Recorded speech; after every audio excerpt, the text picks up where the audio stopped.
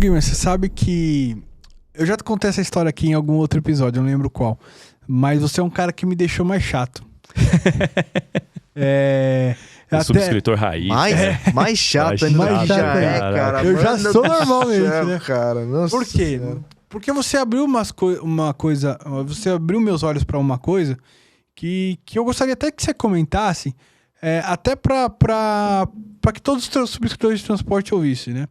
Normalmente, quando eu trabalhava junto com você lá, tal, a gente estava cotando um risco que tinha armazenagem. Aí, geralmente, no transporte, você tem lá uma cláusula lá, por 7 dias, por 15 dias, por 30 dias, por 60 dias, de modo a caracterizar sei lá, deixar mais branco. Não é tudo isso risco e tal, né? Só que aí, você, como é que você cota aqui e tal? Me ajuda aqui, me abre os olhos aqui, não sei o quê. Aí você falou... Mas tá, 120 dias, 30 dias. Mas chega a mercadoria todo dia, certo? Certo. Sai todo dia, certo? Certo. Ou seja, sempre tem mercadoria no local, certo? Certo. Então o risco não é 7 dias, 20 dias, é 365 dias, é o período da pólice. E, aquilo lá parece que fez caralho, por que eu nunca pensei nisso antes? E assim, hoje em dia, o Guima, a gente tá num momento no transporte que os limites de armazenagem estão muito altos. Muito alto, cara. Muito alto. E com taxas de transporte. Que aí até se você puder comentar também, você diz assim, o que é uma taxa baixa no property? Isso aqui é uma taxa muito baixa. E comenta um pouco disso que você me ensinou, Guima. É bem interessante essa visão, né? Porque são as perspectivas. Porque no transporte você vai ter a perspectiva de olhar a mercadoria embarcada, né? Aquela mercadoria que chega naquele dia e tal. São riscos temporais, né? Temporário. Puta, eu fiquei um dia, o caminhão deixou um dia, depois saiu. Exato. Agora, no property, a gente vê a mercadoria armazenada. Ou seja, é muito baseado no conceito de carga de incêndio. Qual é a carga de combustibilidade que existe dentro do risco? Independente de qual é a mercadoria que está ali, né? Então, acho que é uma outra perspectiva. Quando eu começo a olhar, não é a mercadoria A, é a mercadoria B, né? Porque a A ela já foi despachada, mas no final das contas, se a carga de material combustível estiver presente, o risco existe. Então, é isso que a gente precisa olhar. Qual é a carga de combustibilidade que tem dentro do armazém no período? Porque tem também aqueles outros tipos de armazenagem que são, por exemplo, produção sazonal, né? Acontece muito em, por exemplo, agribusiness, né? Sei lá, usina de açúcar e álcool. Tem ali a entre-safra que, né, o estoque pode ficar um pouco mais, ficar vazio, ficar menor. E aí, tudo bem, porque aí aquele período todo, né, sei lá, uns 3, 4 meses, ele vai ficar com estoque baixo. Agora, numa atividade de logística, né, de armazém, no final das contas, a mercadoria entrou e saiu, mas se eu estou armazenado, se eu tenho uma carga de incêndio ali dentro, depositada, ela vai gerar um risco, né, um risco de incêndio. Então, esse risco de incêndio, ele vai muito da carga que está lá. Quando eu falo carga, é o material combustível que está ali armazenado, e não necessariamente se eu vou ficar um dia ali com meu, né, com a mercadoria A ou B. Porque se todo dia chega a mercadoria, no final das contas, ele vai ter risco o ano inteiro. O ano inteiro. Exato. Então, essa que é a visão que acho que muda, né? Essa é a perspectiva que muda. Agora, diferentemente, que não é o caso se o armazém ficasse com as prateleiras vazias, que isso não acontece. Existe, tá? Por exemplo, os armazéns de cross-docking de verdade. Por que eu falo de verdade? Que tem muita gente que coloca cross-docking 30 dias. 30 dias não é cross-docking. Cross-docking, a carga chega. No máximo de um dia pro outro, a carga sai. Cruzadoca, exato. E aí, por que eu falo no máximo de um dia pro outro? Porque às vezes, sei lá, aconteceu alguma coisa, não sai naquele dia e tal. Então, a carga que vai ficar de fato dormindo no armazém armazenada, você reduz bastante a capacidade do armazém. Pô, é um gigante.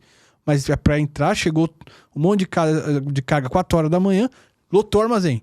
Às 10 horas da manhã já tá vazio. Aí faz sentido isso que você tá falando, né? Agora, se entra e tá sempre cheio, pô...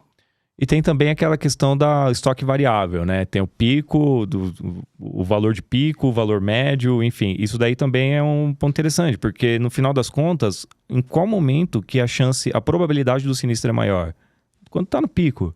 Quando o estoque está cheio. É isso aí. Ali a probabilidade de sinistro, né, de incêndio aumenta demais, porque ele tá com uma concentração de carga combustível. Lembra da fagulha que eu falei lá do... Que doideira, cara. Aquela fagulha no estoque abarrotado ali de carga combustível, a probabilidade de dar um sinistro é muito maior e a intensidade do sinistro é maior, né? Então isso daí também tem que ser levado em conta. Ah, não, ele fica em pico só 30 dias. No caso, né? Putz, uma semana. Mas é ali que está o risco. É ali que está o risco. É ali que está o problema. Então, isso daí precisa ser taxado, né? Precisa ser precificado. Então... Quando você fala bastante nessa questão de armazenagem, aí os exemplos são sempre incêndio e tal. E roubo, porque no transporte a maior produção é roubo. Existe... A maior preocupação do subscritor. Não é o maior problema. Não é o maior problema, mas a maior de armazenagem no transporte. Exato, é exatamente isso. Os maiores problemas são alagamento. Dentro dos sinistros, em armazém, no transporte, é alagamento. Não, sim, mas... E ninguém se preocupa. Mas em preocupação... Até porque pela frequência é maior o roubo do que o alagamento. No armazém? Quantos roubos você teve esse ano em armazém? Sei lá, cara. Quantos anos você teve? Não lembro. Fala o último que você lembra. Não, mas não tinha alagamento Fala o último zero. que você lembra. Ninguém rouba mais. Eu te falo 3. No transporte. Eu tô falando no transporte. Sim. Você não cobre isso. O quê? Alagamento. Lógico que cobre. Se você tá cobrindo a armazenagem, é ampla. A nossa cobertura é muito mais ampla que a dele, que a roubo dele é adicional. Não, pensa no RCT. Ah, tá bom. É isso. Transportadora, né? Tá bom, eu sei que tem muitas coisas que não fazem. Tá bom. Mas é uma preocupação para quem opera na questão de property também? Não, o roubo com certeza, o alagamento também, né? E aí o roubo, obviamente, vai depender muito do que tá armazenado, e aí acho que a análise ela começa a ficar mais parecida. Que aí a gente vê a vulnerabilidade daquele produto, né? Se é um produto de alto valor, fácil comercialização e etc. Então, aí tem as protecionais de roubo, né? Que aí tem lá, desde o vigilante armado, CFTV, né? Enfim, qual que é a carga horária de trabalho, se é 24 horas, se tem vigilante toda hora ou não. Então, tudo isso, ele entra também na análise, quando tem.